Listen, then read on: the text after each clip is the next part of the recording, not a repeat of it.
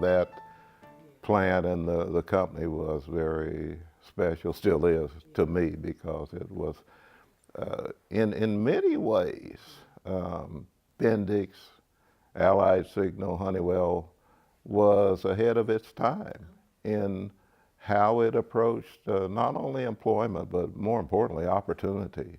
And the reason why you're there 30 years and I stayed 29 and a half years, there's a reason, and that is you feel that you can not only contribute to something, but you can also be a part of an environment wherein people can truly uh, live to their potential. And that struck me pretty early on after hiring in 1966. I think equally important, though, was the fact that uh, when I got out of Raleigh in 1966, I really wanted to be an engineer. Now, I'm not sure I really knew exactly what an engineer did, but to come into an environment where I could see people who looked like me, who were actually performing as engineers, people like DeRee Johnson, Chester Thompson, Homer Zell Thompson, Maceo Gray, I can go on and on. And somehow, and remember what Kansas City was like in 1966. And within the confines of the Bendix plant, all I can say is things were different. And it was different because of the kind of leadership, the kind of expectations. Um, People were held accountable, and there were some great lessons that were taught by all of my predecessors and many others about, how you get the kind of results you want. You hold people accountable.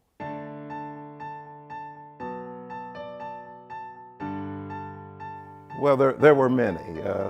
Number one was one of the things I mentioned earlier was coming into an environment where, as an African American engineer, seeing other African American perform in engineering roles. That gave me the confidence that this quote might be the right place.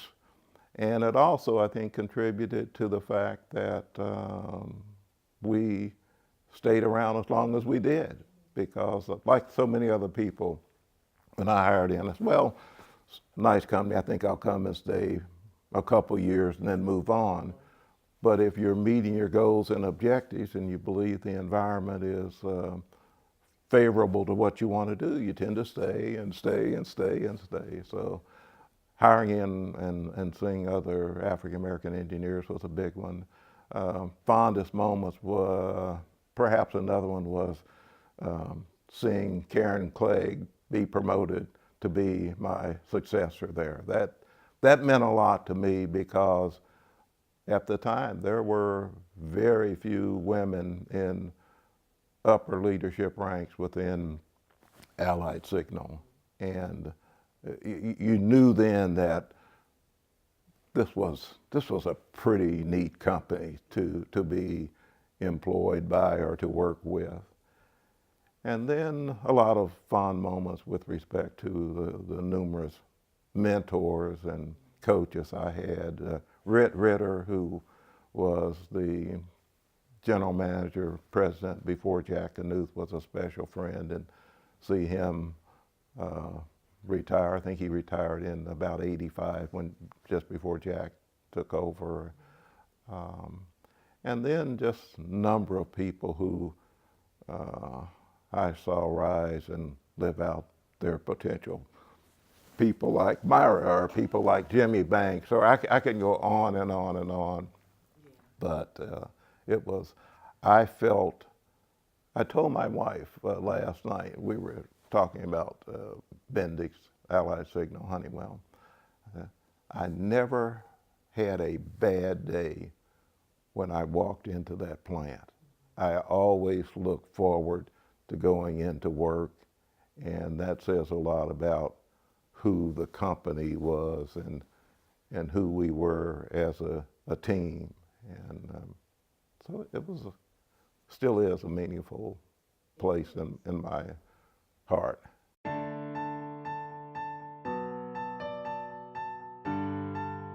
Well, I was sold on the mission. I believe that if we're going to remain free as a country, that deterrence is an important thing to have. And so I never had a personal problem with supporting nuclear weapons because I thought if we did not have those nuclear weapons, then we would not be able to be the kind of country we wanted to be. And more importantly, I think the world would have been differently. So the mission never caused me a problem. I knew it did for some, and occasionally we'd have people who would protest, but I believe people ought to have their own views and support that, but I'm confident that what Bendix, Allied Signal, Honeywell did and is doing is important for the kind of country the United States wants to be and the kind of world we all want to live in. And without that, I think things would be much different. Just look at what's going on with Russia and China. Come on, don't take your head out of the sand and realize that this is important if we are going to be a free country and a free world.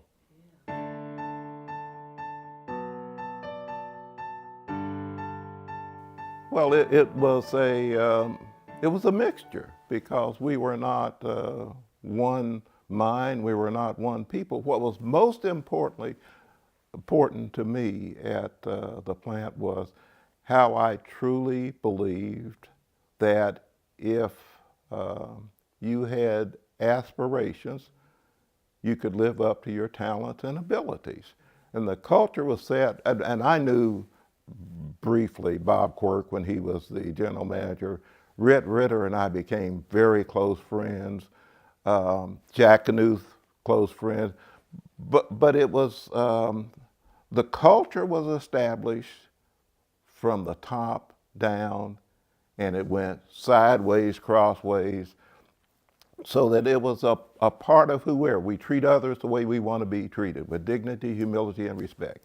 We are an organization who will always be customer facing. That is, we know why we're there. Our customer is the Department of Energy and its predecessor organization. And so continuous improvement. It's not an accident that Honeywell and its predecessor companies have had that contract for so long. You understand who your customer is, you delight that customer, you treat people with dignity, humility, and respect, and you perform. And that was embodied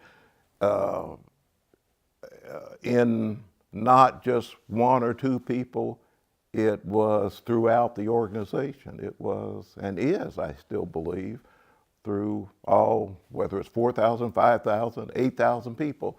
That's why this organization has endured when many other organizations have lost out through competition, through lack of performance. But if it's a part of the fabric of the organization, guess what? It can't be destroyed or it can't be removed if there's a new leader or if there's a new person here, if there's a new person there. It's who, I still say who we are as an organization. Shortly after I became president, I understood what Mr. Kaufman meant when he called his employees associates. And so we decided we were going to internalize that as an organization. So John Morrison, Karen, me, a lot of other people, this is for us. And I was so proud of what we were doing. And I go in to see Mr. Kaufman. He died in 1993, so it would have been obviously before that. And I was sitting in his office telling him that we now understand what Marion Laboratories meant by associates and how that had a different meaning. And he sat there, took his pipe out, put it down, and he said, it's how you treat them that matters, not what you call them. And that stuck with me because you can call people associates and they not feel associated with the organization, but if you treat them as associates, then that's what counts. And I think that's what has endured. And as I said earlier, I was more than delighted when Karen Clegg was named as my replacement, because I finally knew that this organization is real. Yeah. This organization is real. And unfortunately, don't know people who have followed her, most of them, but I think, Honeywell apparently is continuing to espouse the philosophies that at least I think are important. And what was the book? Who wrote the book Built to Last? Honeywell, Built to Last.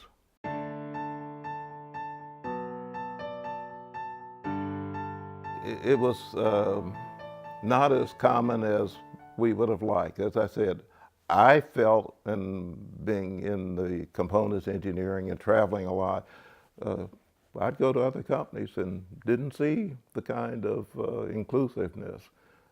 So it said a lot about who we were and who we held ourselves accountable to be. And as I said, you set the expectations, and you say, we're going to promote people based on their talents and abilities, period. But somebody has to hold people accountable for adhering to that, and that's what happened. And again, I give so much of the credit to the Knuths, the Ritters, the Bob Quirk, and everyone else. But it was a lot more than, it wasn't about, in my opinion, Lou or Karen or Jack. It was, I take a lot of pride in it. Chester Thompson was our director of quality. We had Maceo Gray. We had DeRee Johnson. Before that,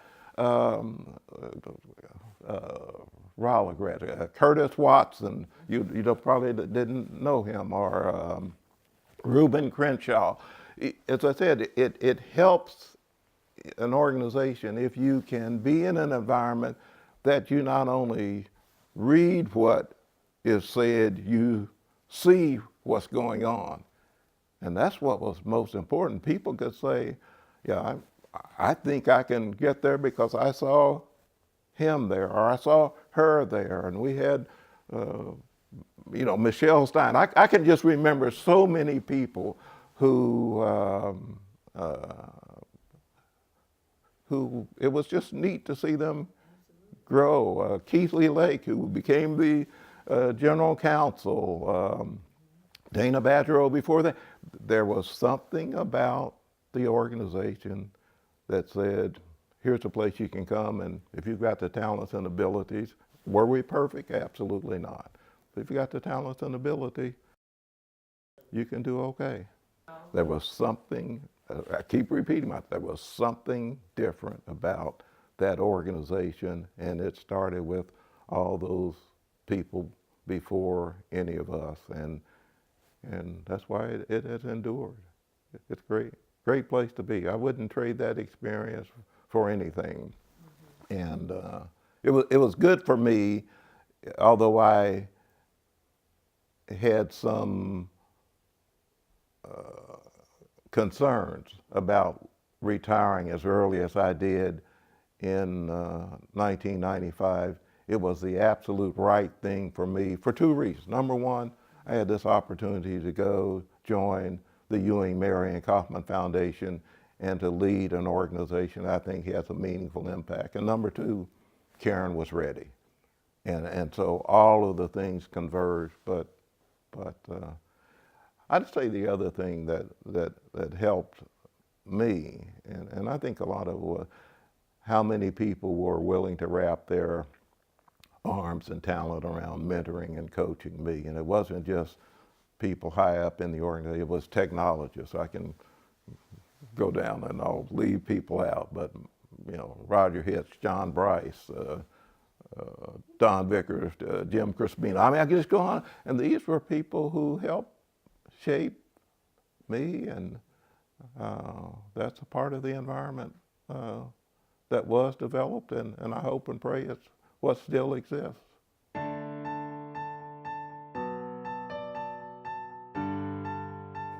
Well, I think it's a strong, not just role, but a responsibility, not only of Honeywell, but of any organization. If you're going to live in a community, you ought to be engaged in making that community a better place for more than just your associates or your employees. You ought to make it a better place for everyone. And I was fortunate at the time that at least the leadership of Bendix, Allied Signal, embrace that. And occasionally I'd get some comments like, you're serving on too many boards, but it was never to the point where they said, stop doing it. And so we expected and held ourselves accountable for getting involved in mentoring and tutoring.